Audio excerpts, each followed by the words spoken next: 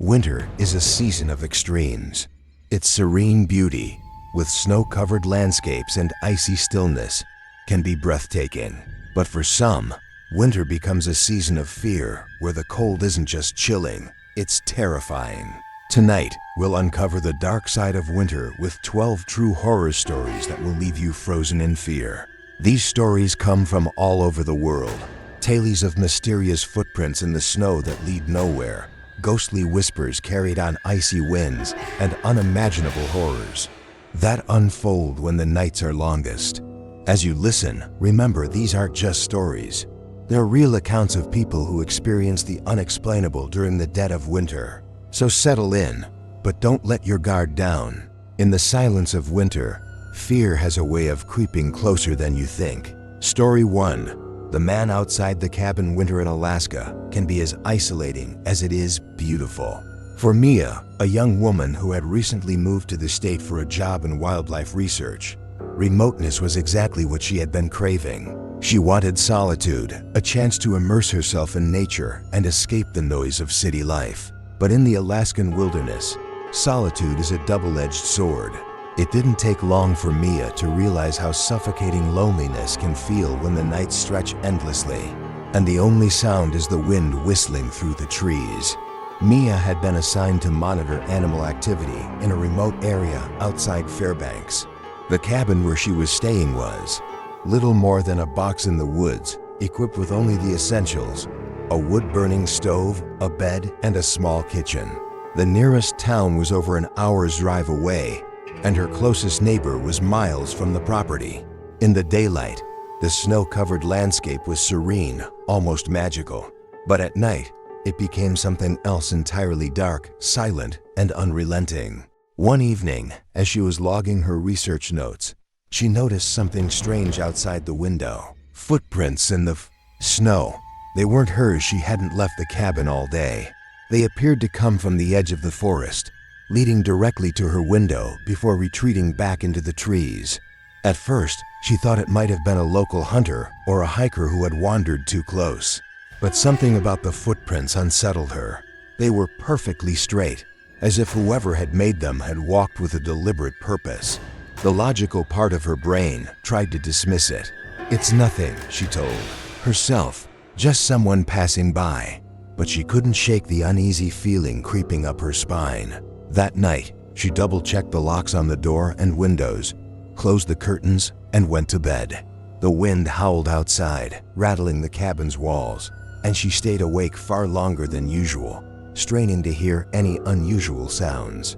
By morning, fresh snowfall had covered the tracks, erasing any evidence they were ever there. Mia convinced herself it was her imagination playing tricks on her. The isolation was getting to her, that's all. She made herself a cup of coffee, turned on the radio to fill the silence, and tried to focus on her work. But the following night, the tapping started. It was faint at first, just a soft rhythmic sound against the glass. She froze, her hands gripping the book she was reading. It wasn't the random creak of the cabin settling or the wind brushing against the walls. It was deliberate, rhythmic, like someone tapping their fingers on the window pane. Her heart pounded as she slowly turned toward the window. The curtains were drawn, and for a moment, she considered leaving them that way. But curiosity got the better of her. She approached the window with trembling hands and pulled the curtain aside. There was no one there, just the endless darkness of the forest and her own terrified reflection staring back at her. But then she looked down. The footprints were back, fresh tracks in the snow leading straight to her window. This time, the prints didn't retreat to the woods. They stopped directly beneath her window, as if whoever or whatever had been there was still standing in the shadows, watching her. Her breath hitched. She grabbed her phone to call the local police, but there was no signal. The only way to get help would be to drive into town, but that meant stepping outside, past the tracks, and through the dark forest to her truck. The very thought made her stomach turn. She decided to wait until morning. She locked the door, reinforced it with a chair, and sat by the fire with a kitchen knife in her lap. Every sound outside, the wind, the cracking of tree branches, made her jump. Her eyes darted to the window every few minutes, expecting to see a face staring back at her. Somehow, she drifted off to sleep, but she woke to the sound of banging on the door. Loud, frantic pounding, as if someone was trying to break in. Mia grabbed the knife and shouted, "Who's there?" The pounding stopped. The silence was almost worse than the noise. Minutes passed. Then, the knocking resumed, softer this time, almost gentle.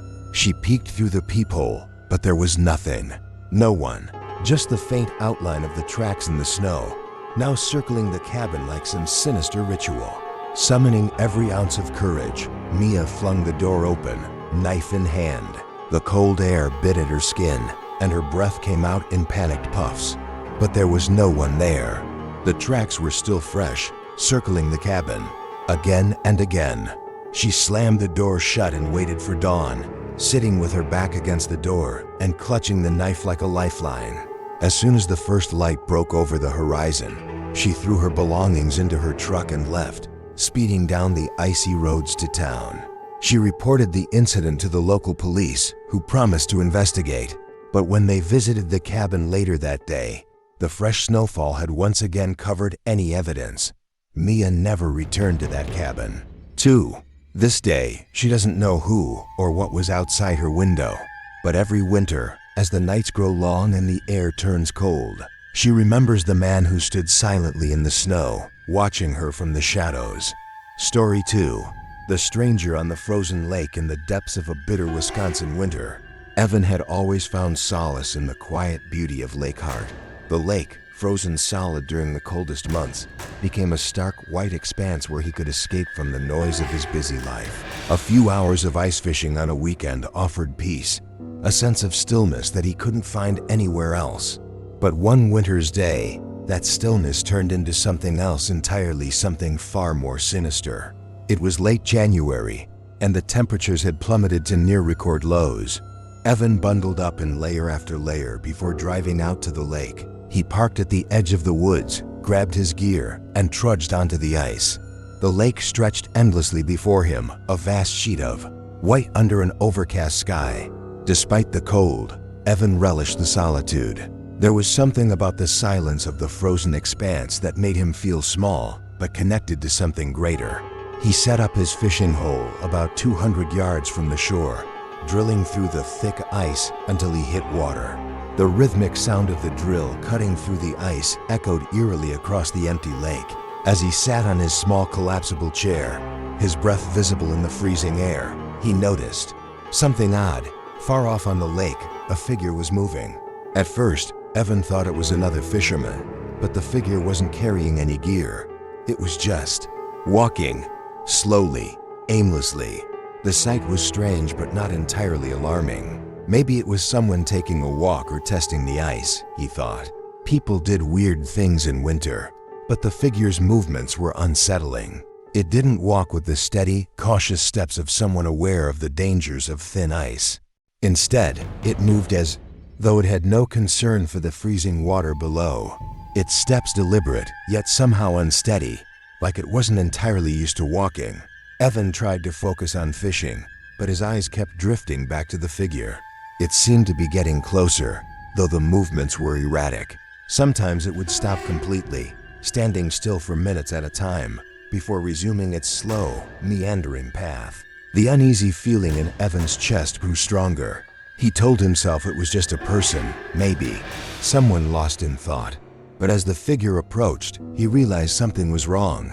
It was wearing old-fashioned clothing, something like a long tattered coat and a wide-brimmed hat. The garments looked weathered and out of place, as though they belonged to another time. And yet, despite the sub-zero temperatures, the figure wasn't wearing gloves or a scarf. Its arms hung stiffly at its sides, and its face was hidden beneath the shadow of the hat. Evan called out, "Hey, are you okay?" The figure didn't respond. It stopped about 50 yards away, just standing there, facing him. Evan's pulse quickened. He waved his arms, trying to get the person's attention. "You shouldn't be out here without the right gear. It's dangerous." Still, no response. The figure remained motionless, its head slightly tilted as if studying him.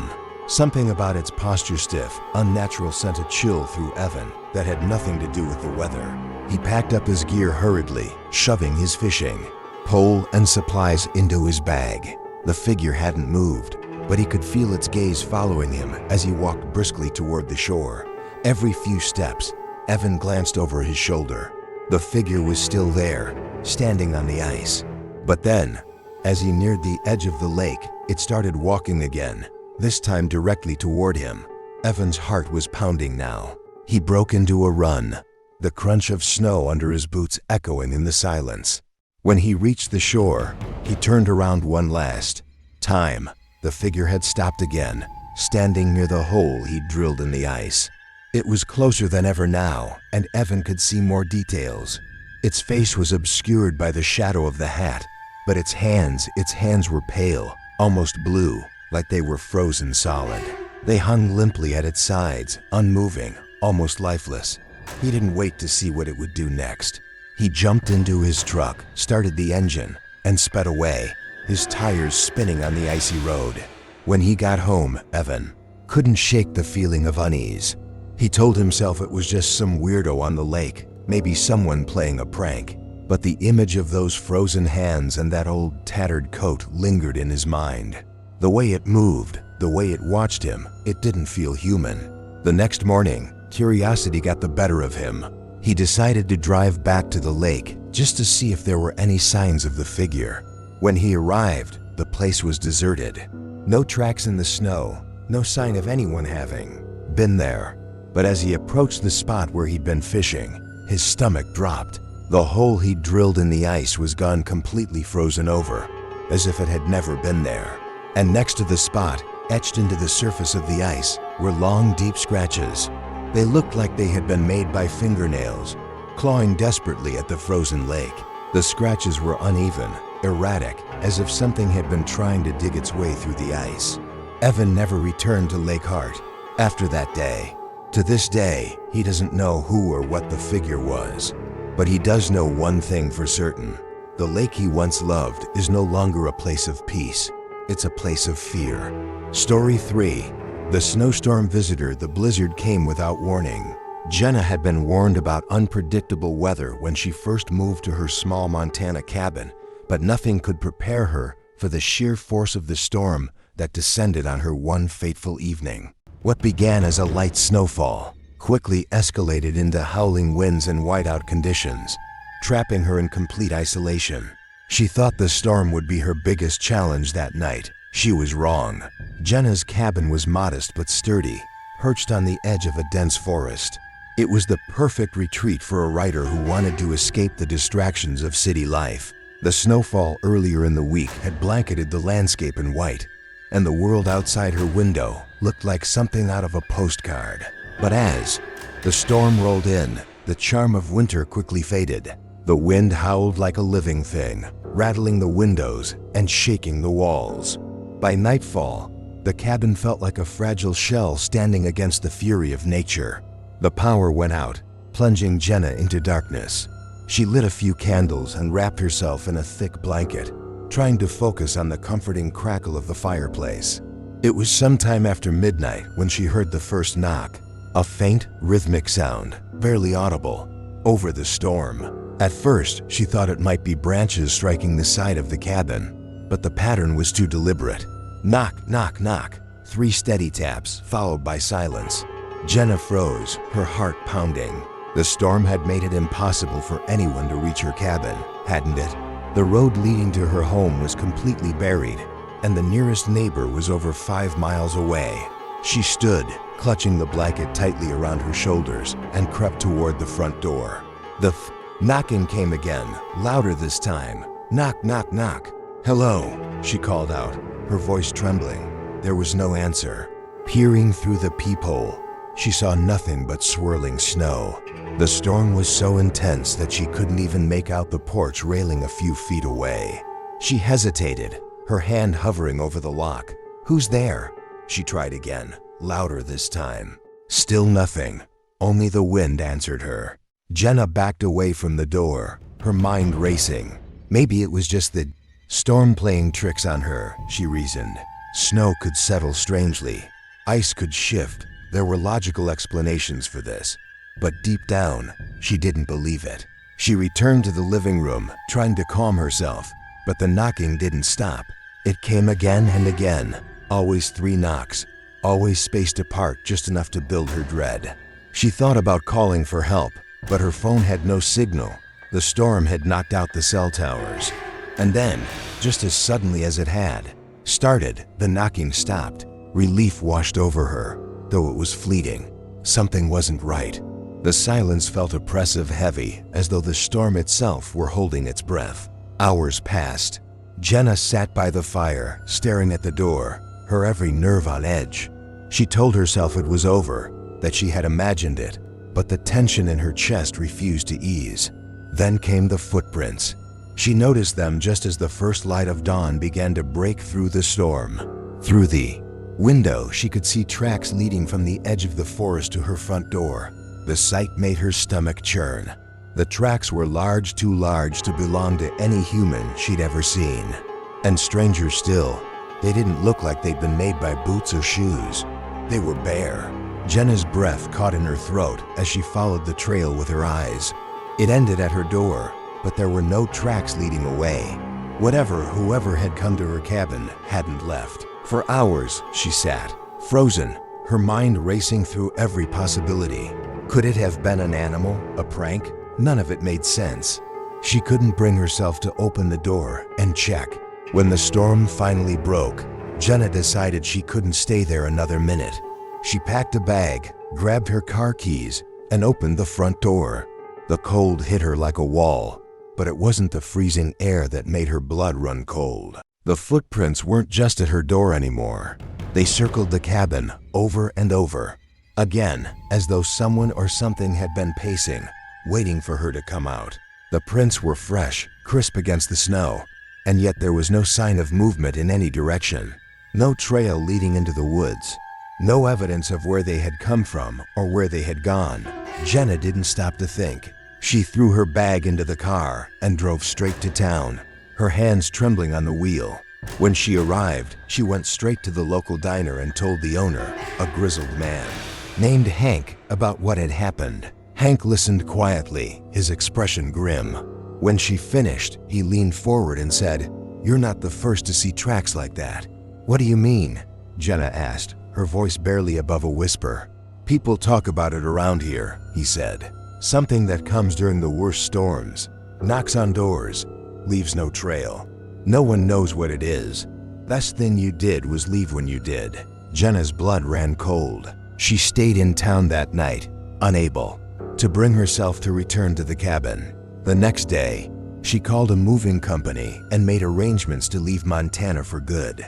To this day, she doesn't know who or what knocked on her door that night, but every time she hears the howl of a winter storm, she feels the same icy dread, as though it's still out there, waiting. Story 4. The last hiker winter had always been Alex's favorite season. The crisp air, the serene silence of snow-covered landscapes, and the thrill of hiking on empty trails were what drew him to the mountains every year. But this winter, the mountains would offer him something far different, something he would never forget. Alex had planned his trip meticulously, as he always did.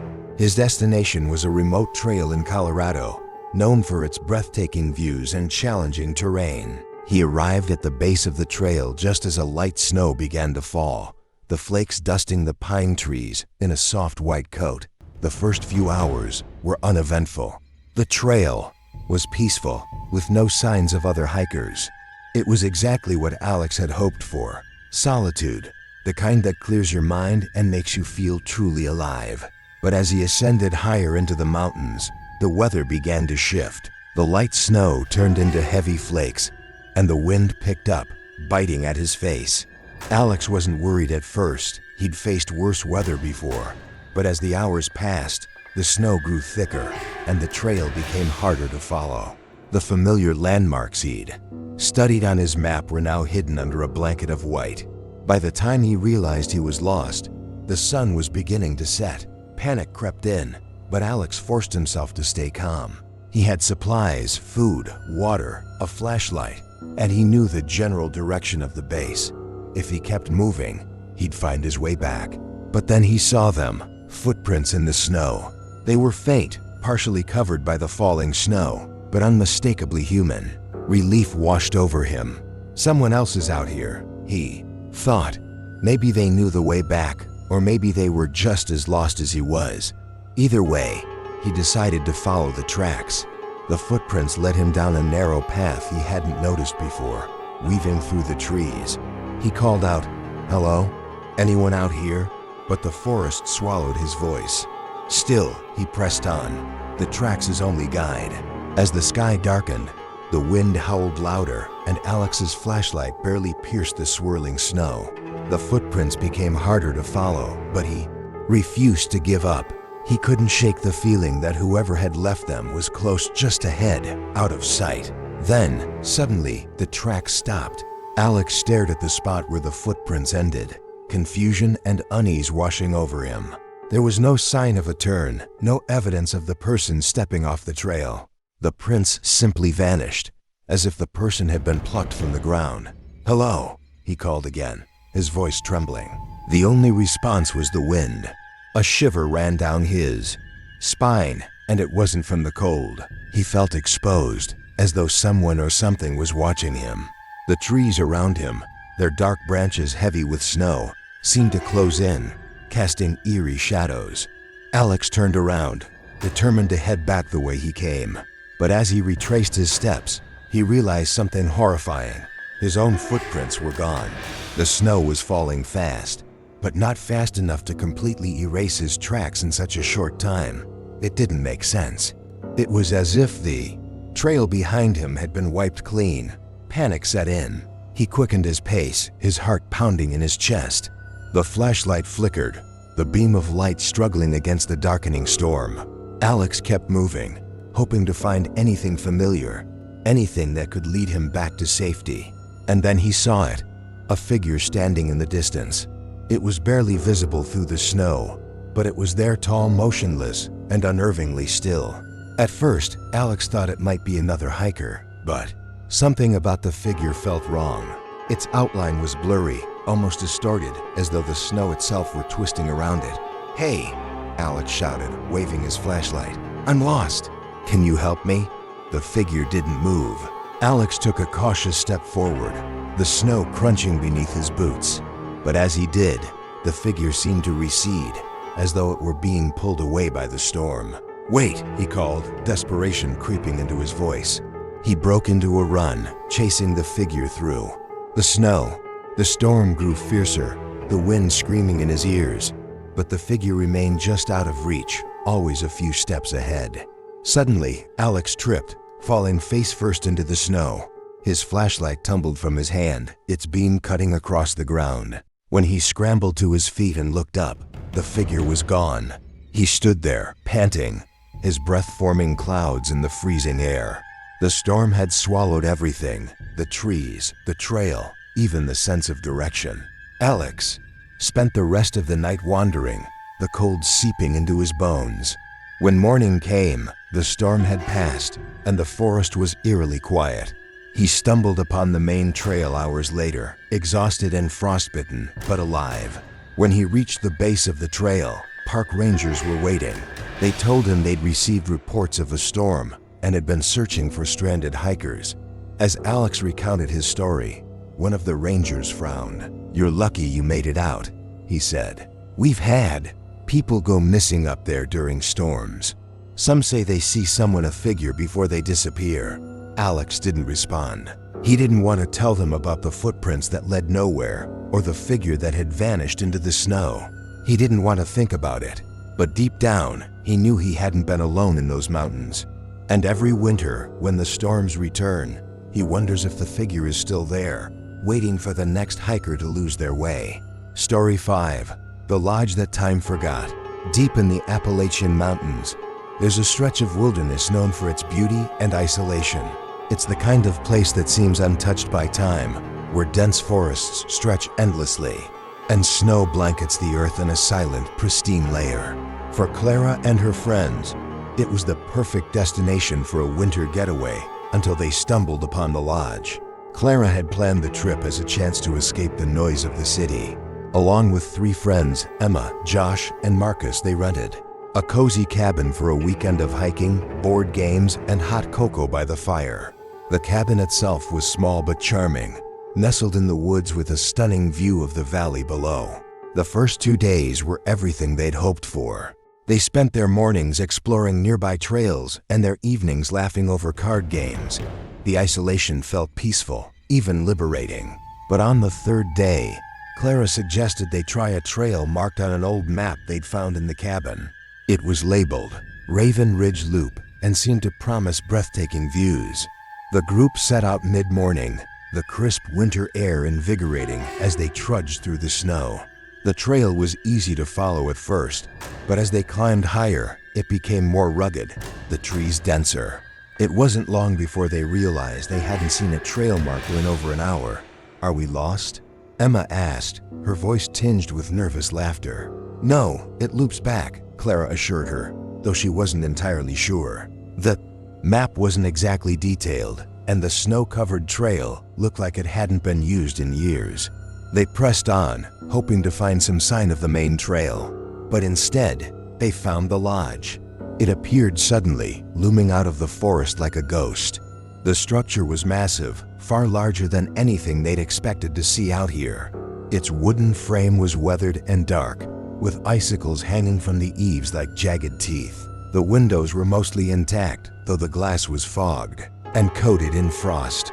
"Whoa," Marcus said, breaking the silence. "How old do you think it is?" "It looks abandoned," Josh added, stepping closer. Clara felt a shiver run down her spine, though she couldn't say why.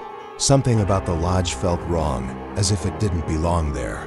The forest around it was eerily quiet, the usual sounds of birds and rustling leaves replaced by an oppressive stillness.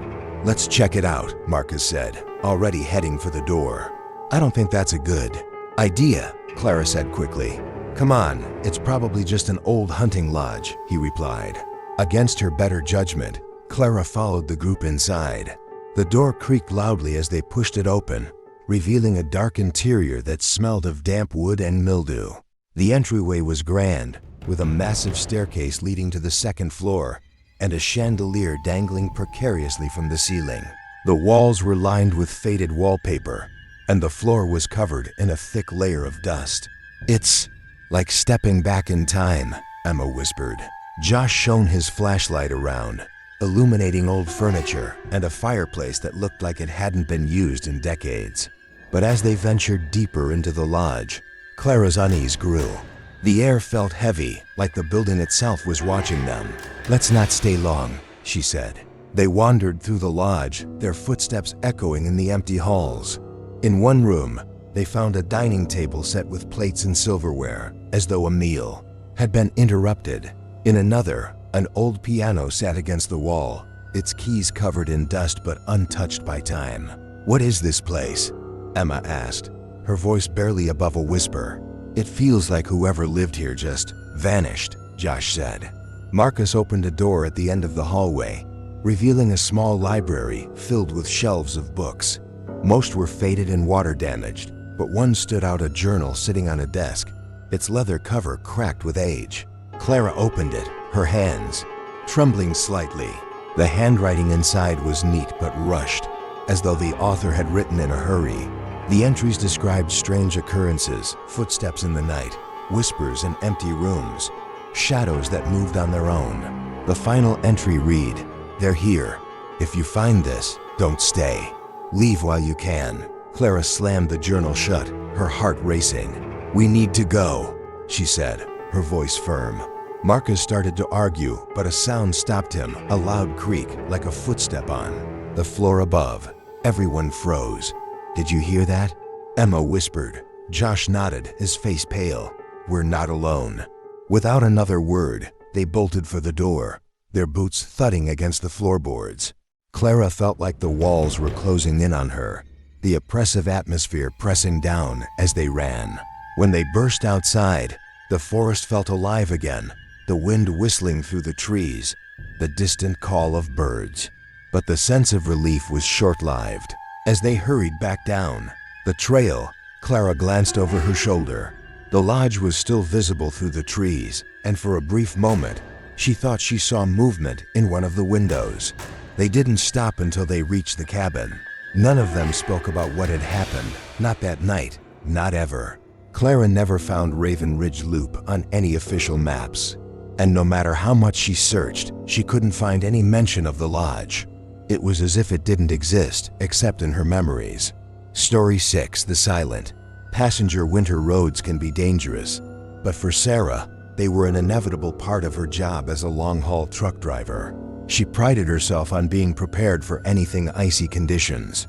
Heavy snow and the long, lonely nights on endless stretches of highway. But one night, while driving through rural Wyoming, Sarah encountered something she wasn't prepared for.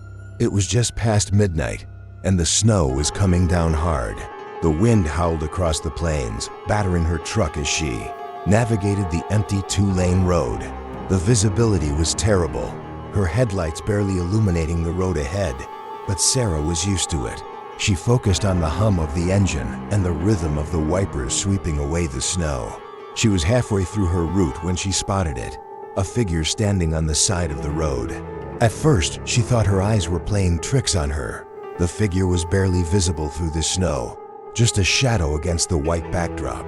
But as she got closer, she realized it was a person, a man, standing completely still, wearing only a thin jacket despite the freezing temperatures. Sarah slowed down, her heart pounding. It was rare to see anyone out here, especially in weather like this. The nearest town was at least 30 miles away. She rolled down her window slightly, the freezing air rushing into the cab. "Hey, are you okay?" She called out. The man didn't respond. He just stood there, his face obscured by the shadows.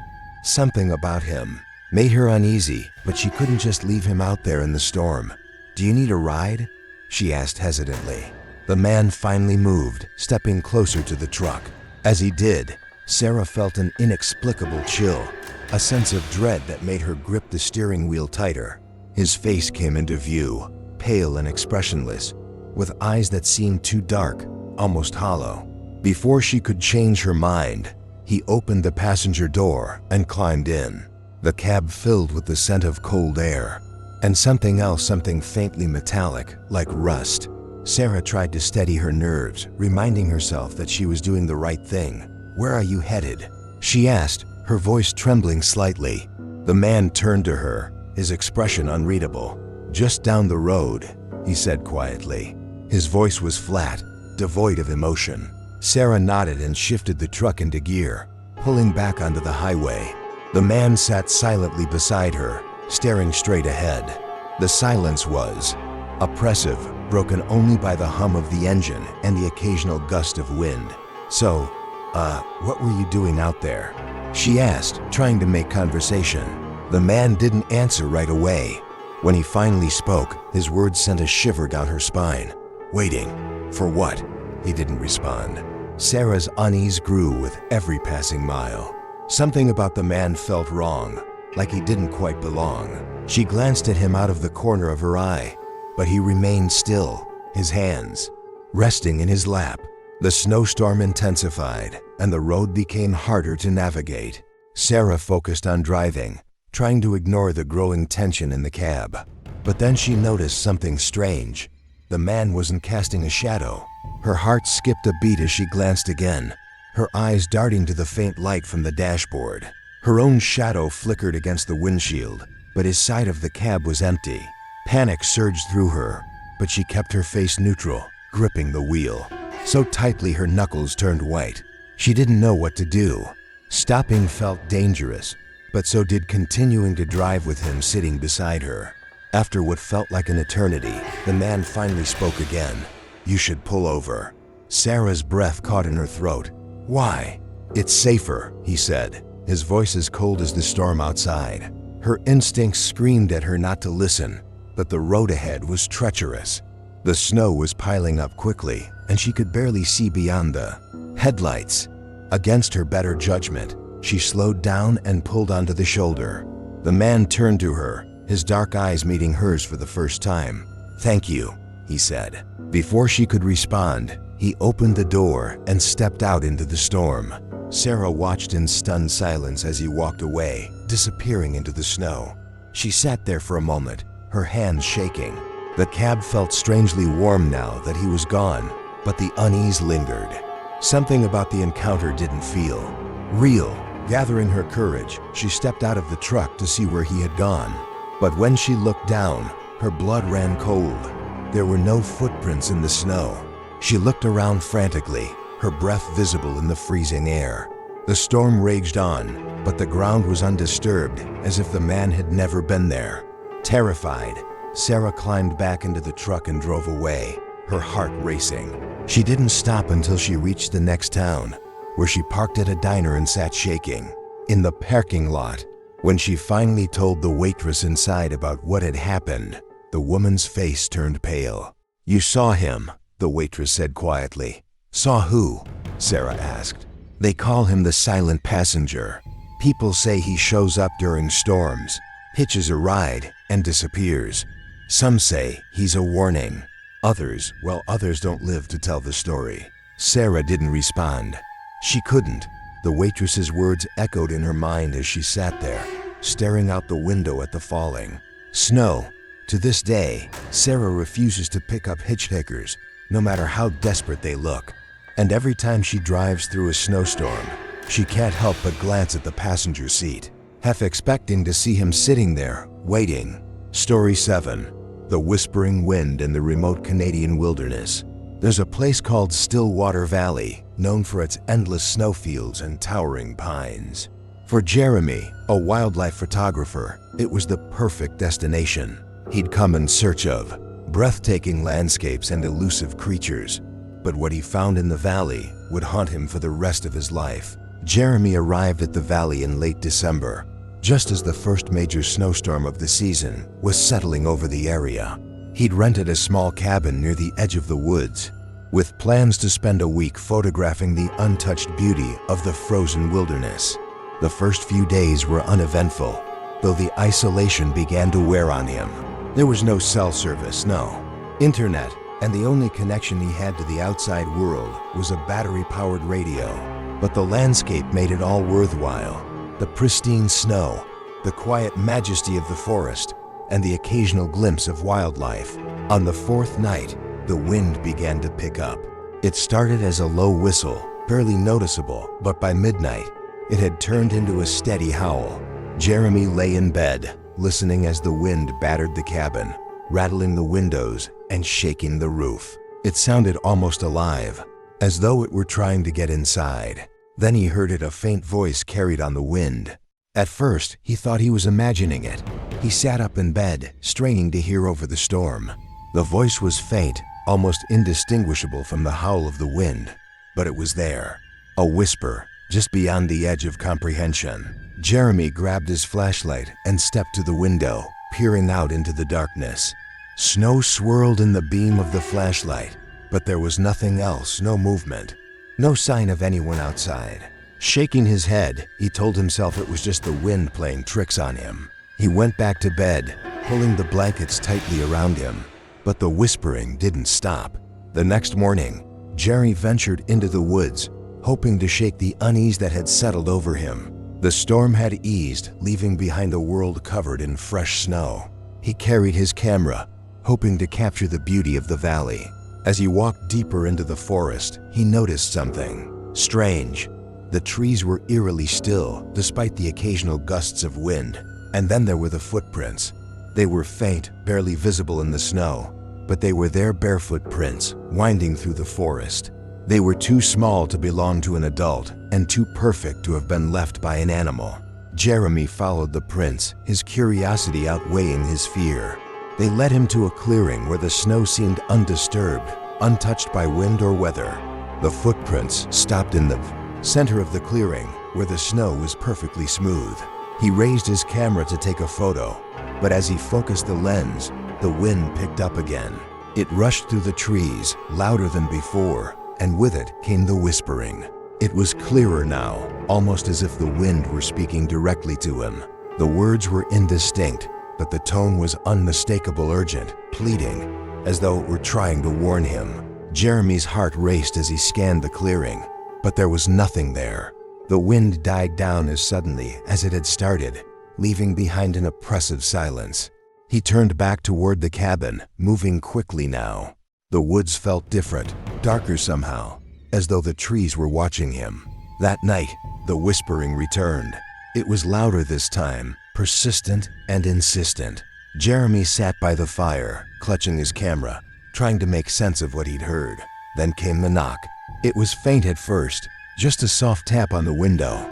He froze, his breath catching in his throat. Slowly, he turned toward the sound. There, pressed against the glass, was a small handprint. Jeremy's blood ran cold. The handprint was too small to belong to an adult, and it hadn't been there before. He grabbed his flashlight and shone it out the window, but the light revealed nothing but snow.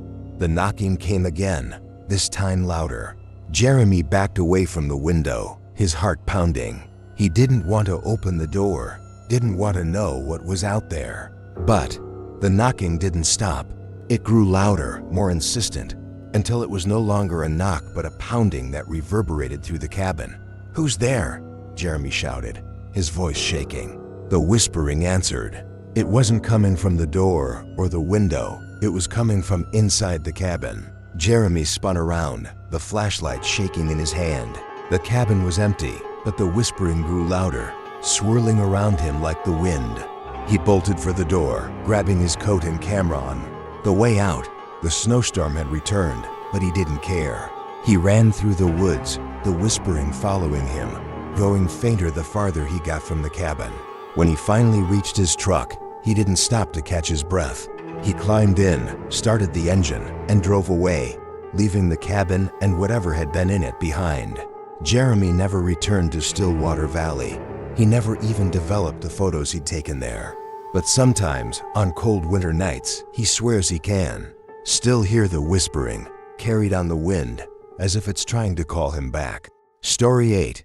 The Figure in the Snow. For Maria, winters in Vermont were always magical.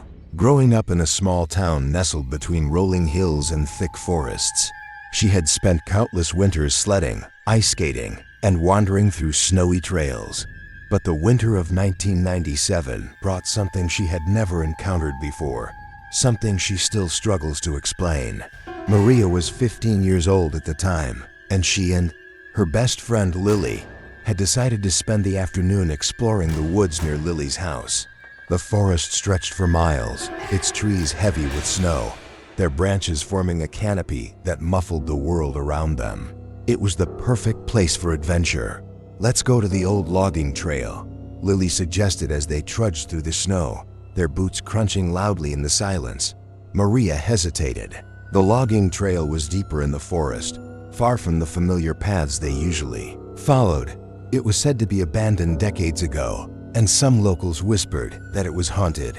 But Lily was fearless, and Maria didn't want to seem like a coward. "Okay," she said, adjusting her scarf and tightening her gloves. The walk to the trail was longer than Maria expected. The deeper they went into the woods, the quieter it became. Even the occasional chirp of birds or rustle of branches disappeared, leaving only the sound of their footsteps. When they finally reached the trail, Maria felt an odd sense of unease. The air seemed colder here, sharper, and the light filtering through the trees had a grayish tint, as if the snow itself were absorbing the sunlight. "See?" Lily said, pointing to the faint tracks of old wagon wheels etched into the ground beneath the snow. "Told you it was here." Maria nodded, though she couldn't shake the feeling that they shouldn't be there. The trail felt wrong, like they were trespassing on something that didn't belong to them. As they walked, Lily suddenly stopped, holding up a hand. "Do you see that?" she whispered. Maria followed her gaze.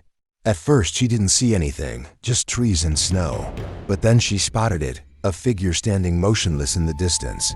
It was hard to make out through the haze of snow falling gently from the branches, but the figure was there. It stood at the edge of the trail, partially obscured by a tree. "Hello?" Lily called, her voice echoing in the stillness. The figure didn't move. "Maybe. It's a hiker," Maria offered, though the words felt hollow even as she said them. "Hikers don't just stand there like that," Lily replied, frowning. The two girls stood frozen, staring at the figure, waiting for it to do something, anything. But it remained perfectly still, like a statue carved out of the snow. Then, without warning, it moved. The figure stepped out from behind the tree, revealing itself fully. It was tall and thin, draped in a long tattered coat that swayed slightly as it moved. Its face was pale, almost white, with features that seemed blurry, like they were being distorted by the snow. "Let's go," Maria whispered, her voice shaking. Lily nodded, and the two girls turned back the way they'd come, their pace quickening. They didn't speak as they walked, their breaths visible in the freezing air. The sound of their footsteps was joined by another. Maria's heart sank as she realized the figure was following them. She didn't dare look back, but she could hear it, the crunch of snow, slow and deliberate, matching their pace. "Don't run," Lily whispered. "Just keep walking." But the urge to run was overwhelming. The sound of the footsteps grew louder, closer, until Maria couldn't take it anymore. She turned her head, just for a second. The figure was only a few yards away now.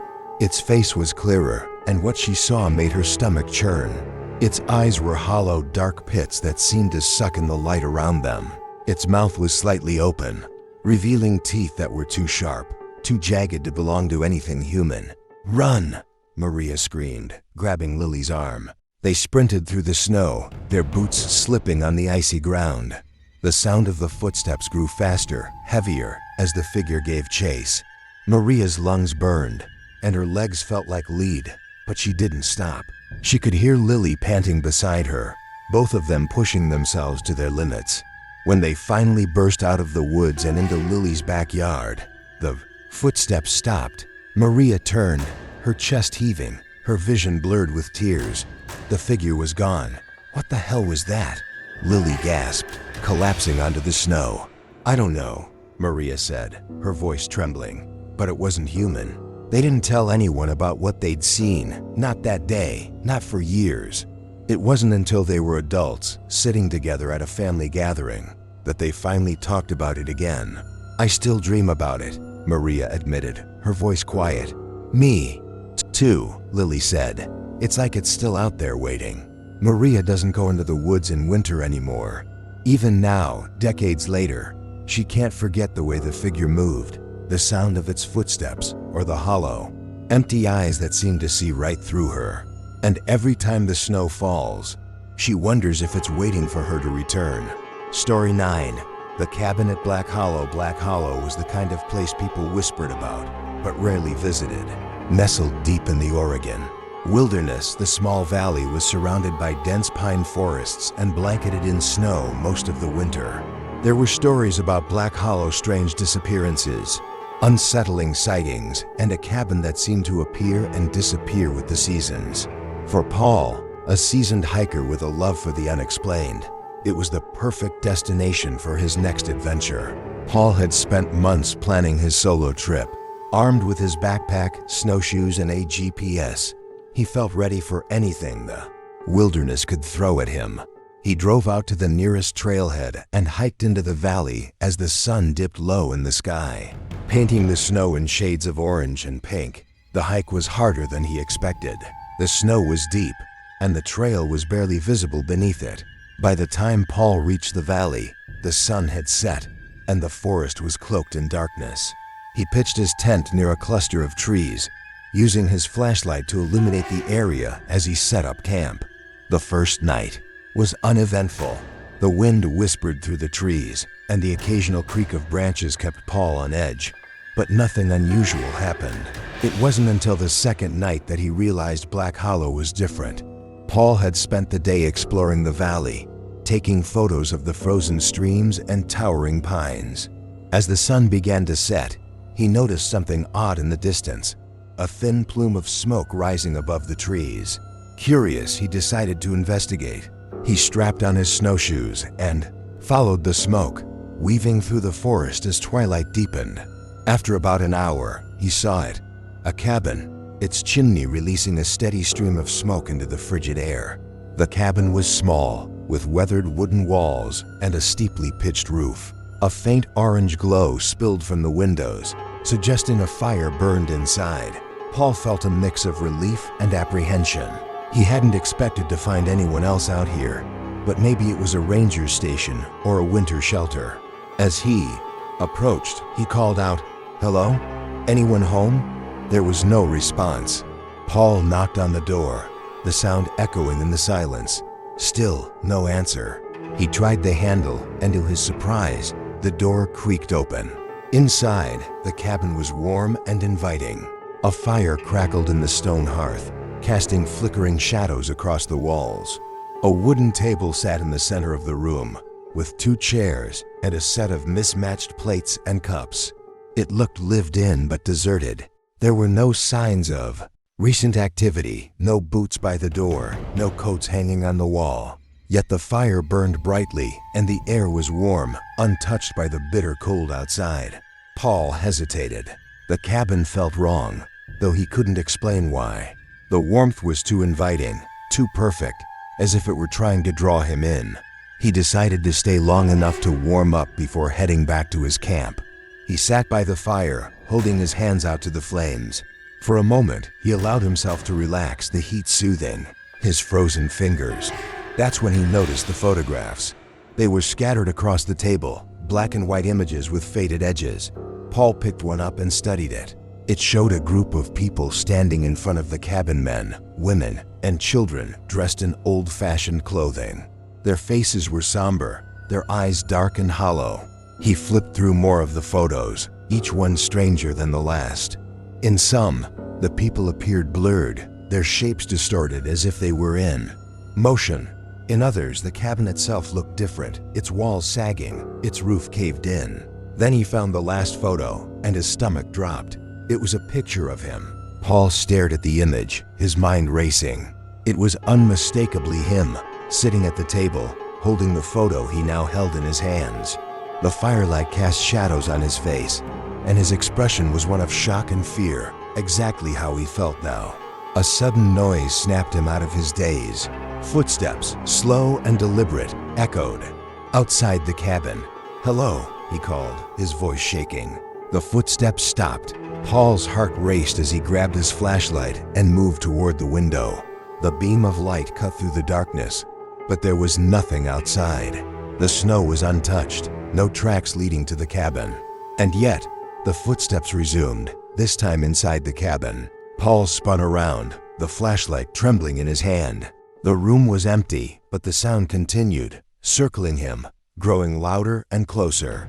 He bolted for the door, throwing it open and running into the freezing night. The cabin's warm glow faded behind him as he sprinted through the snow, not stopping until he reached his camp. Paul packed up his gear in record time, his hands shaking as he stuffed everything into his backpack. He didn't dare look back as he hiked out of the valley, the sensation of being watched following him the entire way. When he reached the trailhead and climbed into his car, he turned to look at the forest one. Last time, the smoke was gone, and there was no sign of the cabin. Paul never returned to Black Hollow. He'd burned the photos he'd taken on that trip, unable to face the memories of what he'd seen. But sometimes, in the dead of winter, he swears he can smell wood smoke on the air and feel the warmth of a fire that doesn't exist. And every time, he wonders if the cabin is still waiting for him. Story 10. The frozen faces in the remote outskirts of Siberia, where temperatures regularly plunged to levels unimaginable. There was a stretch of tundra known to locals as the Silent Plains. Few dared to venture there, especially in winter, when the cold became lethal and the land seemed to hold its breath. For Nikolai, a geologist conducting research on permafrost layers, the Silent Plains were simply a challenge, a place where his skills and determination would shine. But he wasn't prepared for what the plains would show him. Nikolai arrived at the research station in late January, his supplies carefully planned for a 2-week stint in near total isolation. The nearest settlement was 150 kilometers away, and his only connection to the outside world was a 2-way radio that worked sporadically when the weather allowed. He spent his days collecting samples and his nights studying maps, finding solace in the quiet simplicity of his work. The first week passed uneventfully, the landscape a monotonous expanse of white stretching endlessly in every direction. But on the 8th day, something changed. It started with a noise. Nikolai was crouched over a drilling site, carefully extracting a core sample. When he heard it, a faint hum, barely audible over the wind. At first, he dismissed it as the sound of distant ice shifting, a common occurrence in the extreme cold.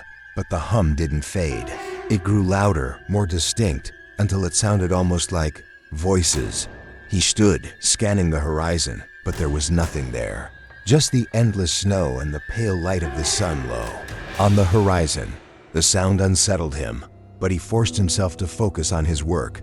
That night, as he sat in the small cabin that served as his base, the hum returned. This time, it was accompanied by another sound-soft rhythmic tapping. It was coming from the window. Nikolai froze, his heart pounding. The cabin was surrounded by snowdrifts over a meter high. No one could possibly reach the window, especially not in these conditions. Slowly, he turned his head toward the sound.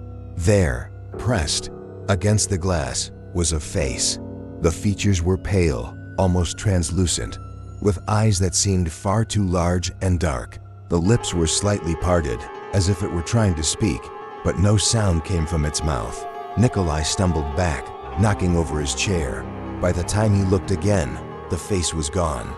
He spent the rest of the night clutching his rifle, jumping at every creak and groan of the cabin. By morning, he had convinced himself it was a hallucination, a trick of the light, and his own exhaustion. But when he stepped outside, he found something that made his stomach churn. The snow around the cabin was untouched except for one spot directly beneath the window. There, imprinted in the snow, was a set of bare footprints. They led away from the cabin, vanishing into the plains. For the next 2 days, Nikolai tried to focus on his work, but he couldn't shake the feeling of being watched. He began hearing the hum more frequently, always faint and distant, like a choir just beyond the edge of hearing. And then came the faces. It was dusk when he first saw them, scattered across the horizon like frozen statues. There were dozens of them, pale, ghostly figures standing motionless in the snow. Their faces were identical to the one he had seen at the window. Wide, hollow eyes and lips frozen in an expression of silent agony. Nikolai's breath caught in his throat. He grabbed his binoculars, but when he brought them to his eyes, the figures were gone. Panic set in. He packed his equipment as quickly as he could, determined to leave the plains before nightfall. But as he loaded his sled, the hum returned, louder now, almost deafening. It seemed to come from everywhere at once, surrounding him, pressing in on his ears. He turned, and there they were. The figures were closer now, standing just beyond the edge of the camp. Their faces were still, their bodies unmoving, but their presence was suffocating. Nikolai shouted, waving his arms, but they didn't react. And then, as one, they began to move. The figures glided across the snow, their movements unnaturally smooth, as though they weren't touching the ground at all. Nikolai grabbed his rifle and fired a shot into the air, but it did nothing to stop them. He turned and ran, his boots crunching through the snow, his breath ragged in the freezing air. The hum grew louder, drowning out the sound of his own footsteps. When he reached his snowmobile, he didn't stop to think. He climbed on, started the engine, and sped across the plains, the icy wind biting at his face. He didn't look back, afraid of what he might see. It wasn't until he reached the safety of the nearest outpost that he finally stopped. He told the others what he had seen, but they dismissed it as the delusions of a man who had spent too much time alone in the cold. Nikolai never returned to the Silent Plains. He abandoned his research and moved to a warmer climate, far from the snow and ice. But even now, years later, he can still hear the hum in his dreams, and when he wakes, he swears he can feel the cold gaze of the frozen faces, watching him from the darkness. Story 11. The Snowbound Hotel in the winter of 1984. A group of travelers found themselves stranded at a forgotten hotel nestled deep in the Rocky Mountains. The storm that forced them there was one of the worst the region had ever seen, cutting off all roads and isolating them from the outside world. What started as an inconvenience soon became a nightmare, one that no one would ever speak of again. The hotel, called the Crescent Lodge, had once been a luxurious retreat for the wealthy. But by the 1980s, it was long past its prime. The carpets were faded, the wallpaper peeling, and the grand chandelier in the lobby hung precariously, its crystals coated with decades of dust. But for the 8 travelers trapped there, it was a refuge from the raging blizzard outside. Among them was Claire, a freelance journalist on her way to Denver for an assignment. She had been traveling alone when the storm forced her off the road. Like the others, she had been relieved to find the hotel, its flickering neon sign barely visible through the snow. The manager, a quiet man with sunken eyes and a strained smile, had welcomed them with little fanfare. "The storm's bad," he said, his voice flat. "Might be here a while." The first night passed uneventfully, though Claire couldn't shake the feeling that something was off. The hotel was too quiet, the kind of quiet that pressed against her ears and made her chest feel tight. The next day, things began to change. It started with the mirrors. Claire had been brushing her teeth in the bathroom when she noticed it, a faint smudge on the surface of the mirror, as though someone had pressed their hand against it.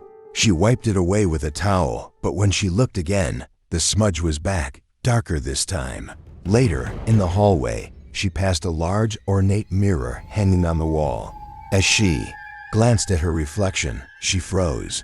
Her reflection wasn't moving. She blinked, stepping closer to the mirror, and her reflection blinked back, just a fraction of a second too late. Her heart raced as she hurried back to her room, slamming the door shut behind her. She wasn't the only one noticing strange things. That evening, one of the other guests, a businessman named Alan, burst into the lobby, pale and shaking. "There's someone in my room," he shouted. The manager frowned. "That's impossible. No one else is here." "I saw her," Alan insisted. "A woman, standing at the foot of my bed. She was wrong. Her face." He stopped, his words catching in his throat. The manager offered no explanation, only a curt, "I'll check on it." But Alan wasn't reassured, and neither was Claire. By the third night, the tension in the hotel was palpable. The storm outside showed no signs of letting up, and the travelers began to feel like prisoners, trapped in a place that seemed to grow, darker and colder with each passing hour. That evening, Claire decided to investigate. She couldn't explain why: curiosity, perhaps, or the gnawing sense that the hotel itself was hiding something. She made her way to the basement, using the flashlight on her camera to light her path. The air grew colder as she descended, the stone walls damp and covered in patches of frost. At the bottom of the stairs, she found a door. It was old, its wood warped and splintered, but it was slightly ajar. Inside was a room unlike anything she had ever seen. The walls were lined with mirrors of all shapes and sizes, their surfaces covered in smudges and handprints. In the center of the room was a single chair, facing a massive mirror that stretched from floor to ceiling. As Claire stepped closer, the flashlight flickered. Her breath fogged in the freezing air, and she felt a prickle of unease crawl up her spine. Then she saw it, her reflection in the large mirror. It was smiling. Claire stumbled back, dropping the flashlight. The reflection didn't move, its grin wide and unnatural, its eyes dark and lifeless. And then it stepped forward. Claire screamed, grabbing the flashlight and running up the stairs. The reflection didn't follow, but she could feel its presence, like icy fingers brushing against the back of her neck. She burst into the lobby, her breath coming in panicked gasps. The other travelers were there, their faces pale and frightened. Alan was gone, the manager nowhere to be found. "We need to leave," Claire said, her voice trembling. "There's no way out," one of the others said. The roads are still buried, but Claire didn't care. She grabbed her coat and headed for the door. The others closed behind. As they stepped into the storm, the hotel seemed to groan, as though it were alive, watching them leave. When they reached the main road, the storm miraculously cleared. The Crescent Lodge was gone, replaced by an empty field of untouched snow. None of them ever spoke of what had happened, not to friends, not to family. Claire quit her job as a journalist and moved to the city, far from any isolated hotels. But she can't escape the mirrors. Every time she looks into one, she's afraid she'll see it again, that smiling reflection, waiting for her to come back. Story 12. The last message. Winter storms were nothing new for Ellie. Growing up in a remote Alaskan town, she had spent most of her life enduring long, dark winters and the howling winds that came with them. But the storm that hit in December 2013 was unlike anything she'd ever experienced. Ellie lived alone in a small cabin on the outskirts of town. It wasn't much, but it was warm and cozy, with a wood-burning stove and a generator that kept the lights on when the power lines inevitably failed. She always kept enough supplies to last through the worst weather, confident that she could handle whatever the elements threw at her. The storm began late in the evening with heavy snow and fierce winds that rattled the windows. By midnight, the power was out, and the world outside had vanished into a swirling white abyss. Ellie lit a lantern and settled in for what she assumed would be a long, quiet night. She was halfway through a book when she heard it, a faint buzzing sound coming from the corner of the room. At first, she thought it was the generator struggling against the storm, but the sound wasn't coming from outside. It was coming from her radio, the old shortwave radio, set on a shelf mostly untouched. Ellie used it occasionally to check in with friends or listen to local broadcasts, but it had been silent for weeks. Now it crackled faintly, the static rising and falling like a whisper. She turned the dial, searching for a signal, but all she got was more static. Just as she was about to turn it off, she heard something, a voice, faint and distorted. "Help! Trapped! Anyone there?" Ellie froze, her hand hovering over the radio. The voice was barely audible, but it was unmistakably human. She turned the volume up, her heart pounding. "Hello?" she said into the microphone. "This is Ellie. Who's there?" The static crackled again, followed by a long silence. Then the voice returned, clearer this time. "My name is Sam. I'm trapped. Need help." Ellie leaned closer to the radio. "Where are you? What happened?" The voice was faint, broken by bursts of static. "Storm. Can't get out. Please." The signal faded, leaving only the hum of the storm outside. Ellie tried to respond, but there was no answer. She spent the next hour trying to re-establish the connection, turning the dial and calling out into the void, but the radio remained silent. By morning, the storm had eased, and Ellie decided to investigate. Sam's voice had sounded desperate, and she couldn't ignore the possibility that someone nearby needed her help. She packed a bag with food, water, and a flashlight, then set out into the snow. The storm had left behind massive drifts, and the landscape was eerily quiet, the kind of silence that pressed against her ears. Ellie followed the road for several miles, her boots crunching through the snow. She scanned the horizon, looking for any sign of life, but the world seemed empty. And then she saw it, a faint trail of footprints leading off the road and into the trees. Her heart raced as she followed the trail, the snow growing deeper with each step. The footprints were small, as though they belonged to a child, and they led to a clearing where an old, abandoned cabin stood. The cabin was barely standing, its roof sagging under the weight of the snow. The windows were broken, and the door hung crookedly on its hinges. "Sam?" Ellie called out, her voice trembling. There was no answer. She stepped inside, her flashlight cutting through the gloom. The interior was empty, just a single room with a broken table and a rusted stove. But in the corner, she found something that made her blood run cold. A radio identical to hers sat on the floor, its cord unplugged and frayed. Beside it was a small notebook, its pages filled with frantic handwriting. Ellie picked it up and began to read. The entries were short, scattered, and desperate. "Storm won't stop, can't leave. I'm running out of food. Something is outside. I can hear it. Please, if anyone finds this, help me. I'm so cold." The last entry was dated December 15th, 1993, exactly 20 years earlier. Ellie's hands shook as she flipped through the rest of the notebook. The words grew more erratic, the handwriting jagged and uneven. "They're here. I can't stop them. They won't let me leave." Ellie dropped the notebook and turned to leave, but she stopped in her tracks. The footprints were back. They circled the room, overlapping her own, though she hadn't heard anyone enter. Her flashlight flickered, the beam dancing across the walls. And then she heard it, the faint hum of the radio crackling to life. Ellie, her breath caught in her throat. The voice was her own. She ran from the cabin, her flashlight bouncing wildly as she stumbled through the snow. She didn't stop until she reached her own cabin, slamming the door behind her and locking it. The radio was silent when she returned, its dials exactly as she'd left them. Ellie doesn't know what happened that night, or how the voice on the radio knew her name. She never went back to the abandoned cabin, and she never used the shortwave radio again. But every winter, when the storms roll in, she hears it, the faint crackle of static just on the edge of hearing.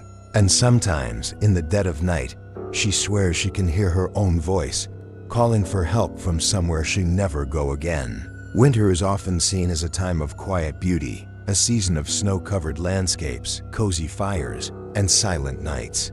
But as these stories remind us, the cold can also hide something far more sinister. Whether it's a shadowy figure on a desolate trail, a whispering voice carried on the wind, or an abandoned place that refuses to be forgotten, winter's isolation has a way of amplifying fear and blurring the line between reality and the unexplainable. Perhaps that's why so many tales of terror take place in the snow. The blanketing silence, the endless white expanse, and the way the cold seeps into your very bones. It's the perfect stage for the unknown to creep closer. As the nights grow longer and the air turns colder, keep these stories in mind. And the next time you find yourself alone in the snow, with only the sound of the wind for company, remember, some things are better left unseen, unheard, and unanswered. Because in the depths of winter, the cold isn't always the only thing watching. Thank you for joining us. If you enjoyed these chilling tales, be sure to like, subscribe, and share your thoughts in the comments below. Until next time, stay warm and stay safe.